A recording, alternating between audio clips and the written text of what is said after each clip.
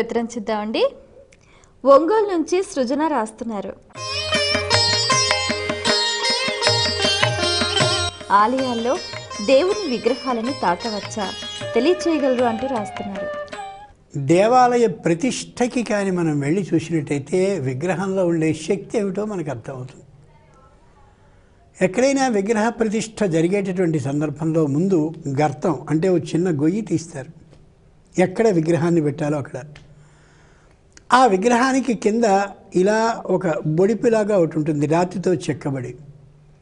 ఈ రాతితో చెక్కబడ్డటువంటి ఆ పొడుగుగా ఉండే ఆ కర్ర అంటే రాతితో చేయబడ్డటువంటి ఆ భాగం ఈ గర్తం అంటే గోతిలో అలా ఉంచి చుట్టూరా అష్టదిగ్బంధనం అనే పేరుతో ప్రత్యేకంగా చేయవలసిన కొన్ని వస్తువులు ఉంటాయి. ఆ వస్తువులతో బిగించి ఉంచుతారు.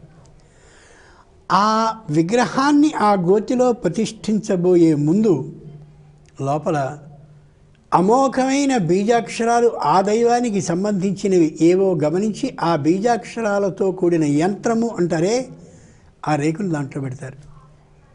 పెట్టి గోక్షీరంతో దాన్ని అభిషేకం చేస్తారు. నవధాన్యాలని వేస్తారు.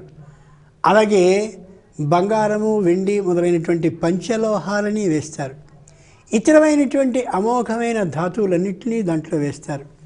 అన్నిటి యందు కూడా దైవశక్తిని మంత్రపూర్వకంగా ఆవహింపజేస్తారు.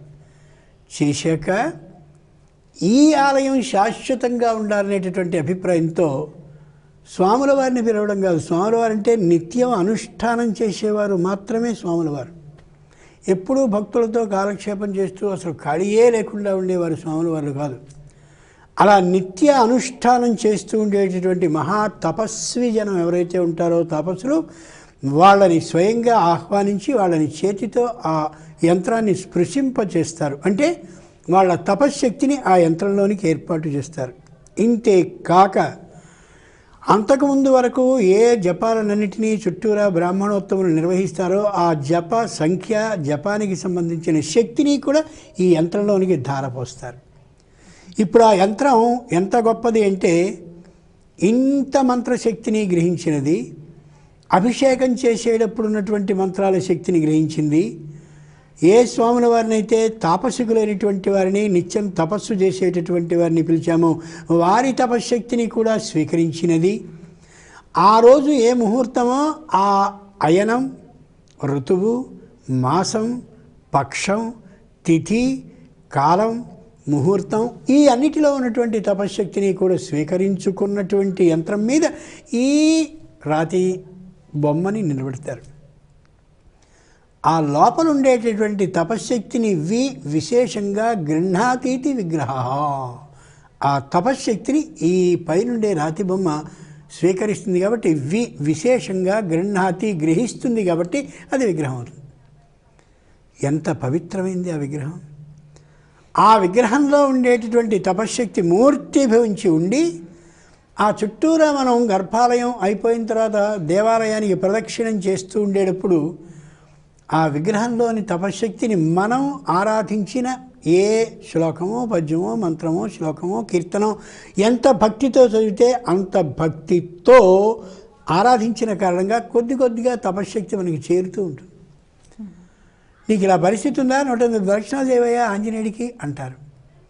108 ప్రదక్షిణాలని ఆంజనేయ మంత్రమో, శ్లోకమో, పద్యమో చదువుకుంటూ తిరుగుతూ ఉంటే లోపల ఇంత తపశ్శక్తితో మూర్తిమంతమైనటువంటి ఏ విగ్రహం ఉందో, తపశ్శక్తిని స్వీకరించి నిలబడ్డ విగ్రహం, ఆ శక్తి మనం చదివేటటువంటి భక్తి శ్రద్ధల స్థాయిని బట్టి మనకు చేరుతుంది. ఓ చెరువుకి వెళ్ళి పెద్ద కుండ నిండుగా తెచ్చుకుంటామంటే వస్తుంది, చిన్న ఉద్ధరినే తెచ్చుకుంటే అంతే వస్తుంది. మనం ఎంత భక్తి శ్రద్ధలతో మనం ఆ దైవాన్ని ధ్యానిస్తే అంత శక్తి ప్రదక్షిణం కారణంగా మనకు లభిస్తుంది. అంతటి శక్తివంతమైన తపశ్శక్తితో కూడిన ఇంతటి ప్రతిష్టాకల్పం జరిగిన తరువాత ప్రతిష్ఠింపబడ్డ విగ్రహాన్ని తాకేటటువంటి అధికారి ఒక్కడే అర్చకుడు మాత్రమే. ఆ అర్చకుడు కూడా ఆ రోజు సంధ్యావందనాన్ని చేసిన తర్వాత మాత్రమే లోనికి ప్రవేశించాలి తప్ప ఆలస్యం అయిపోతుందనుకో బుడుంగుమని దూరిపోయినట్టయితే ఆ సంధ్యా వందనాన్ని ఆ కాలంలో చేయకుండా లోనికి ప్రవేశించినటువంటి వాడు అశుచి సర్వకర్మసు సంధ్యాహీన అశుచి సర్వకర్మసు. సంధ్యావందనాన్ని చేయకుండా ఆలయంలోకి ప్రవేశిస్తే అశుచి, శుచి అయినటువంటి వాడు కాదు. ఏ పనిని వాడు చేసినా ప్రయోజనం ఉండదు.